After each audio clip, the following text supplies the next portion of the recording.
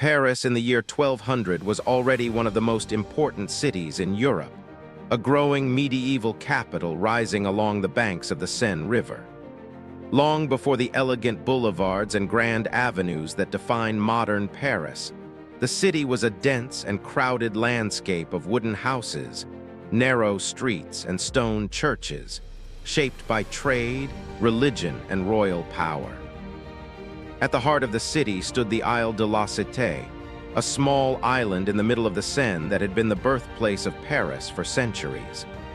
This island remained the political and religious center of the city, where kings governed, and where some of the most important buildings in medieval France stood. From this island, Paris gradually expanded outward across both banks of the river, growing into a busy and complex urban center.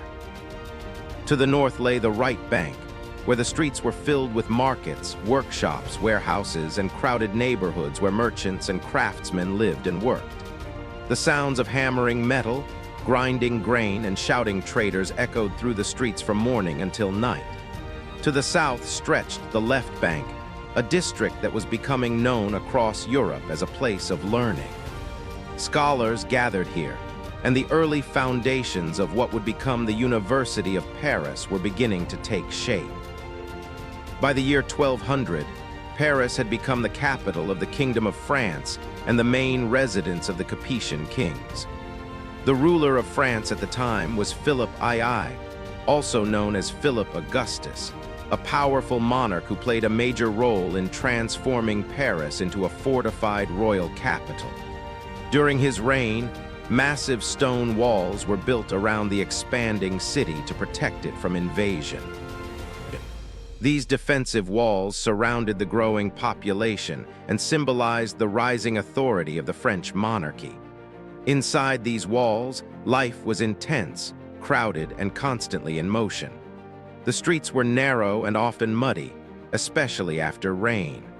Wooden houses leaned toward one another across the streets, sometimes so close that their upper floors almost touched above the road. Many buildings had additional levels that extended outward, making the streets below darker and even more confined.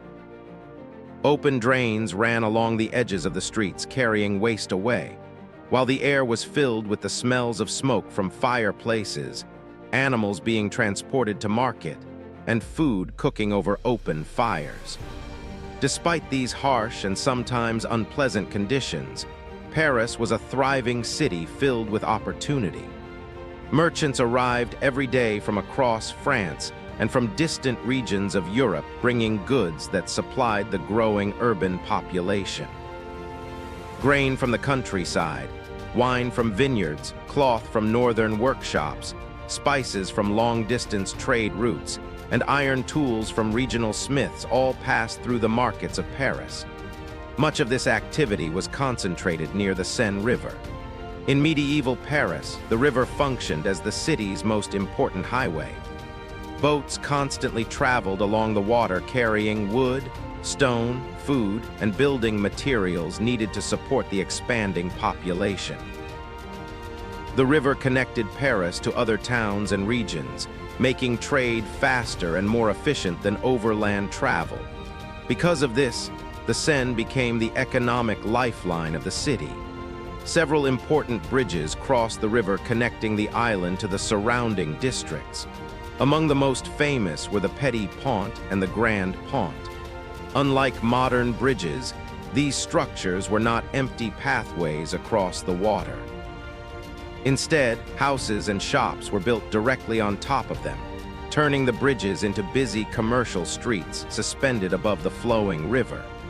Merchants sold goods from their doorways, while people lived in cramped rooms above their shops. The bridges themselves became some of the most crowded and active parts of the city.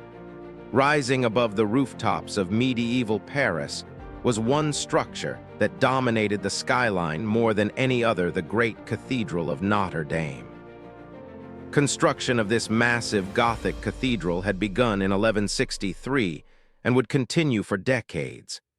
Even while still under construction around the year 1200, Its towering stone walls and enormous arches made it one of the most impressive buildings in Europe. Its pointed towers, flying buttresses, and vast stained glass windows reflected the growing architectural ambition of the Gothic age.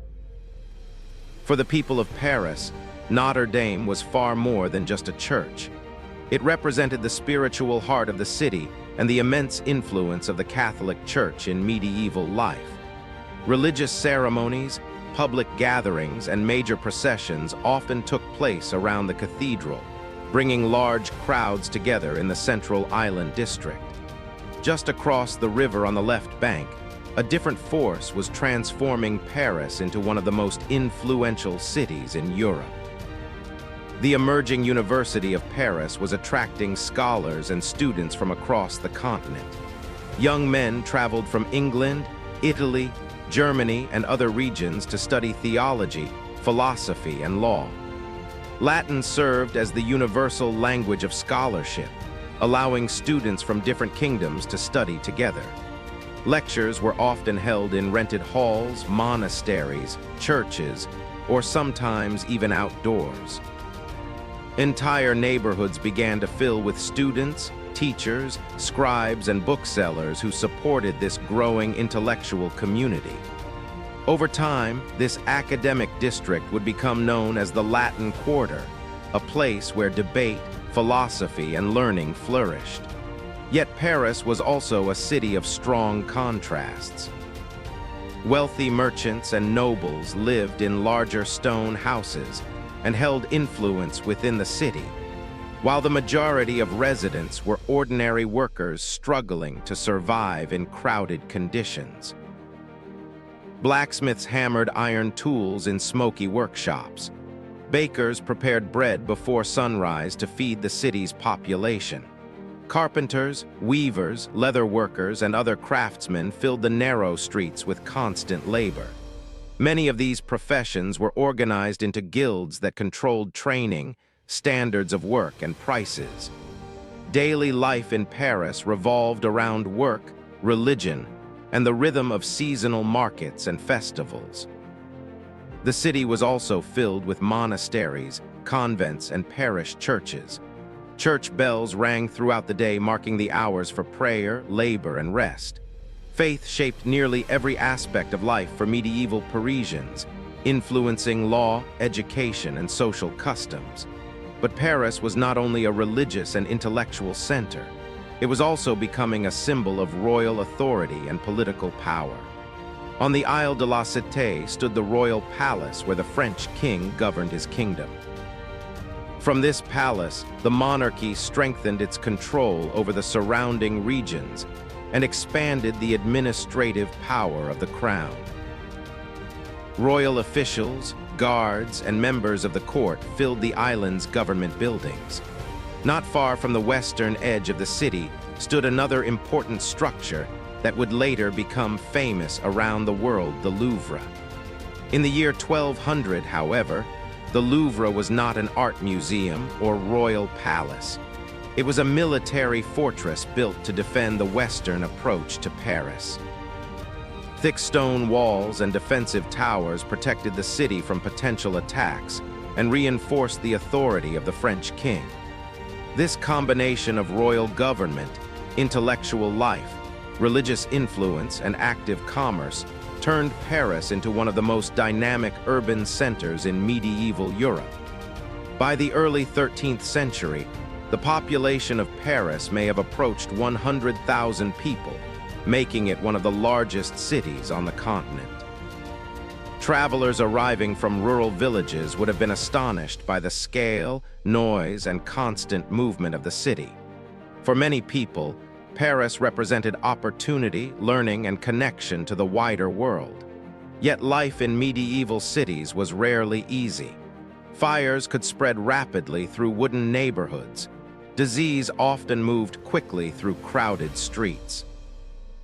Food shortages and harsh winters could threaten the population. Despite these dangers, Paris continued to grow and evolve. Over the centuries that followed, it would become the political and cultural heart of France, and one of the most influential cities in the world. But in the year 1200, Paris was still a medieval city in transformation, rising along the banks of the Seine. It was a place where kings ruled, scholars debated ideas that would shape Europe, merchants traded goods from distant lands, and thousands of ordinary people struggled each day to build their lives in what was becoming one of history's greatest cities.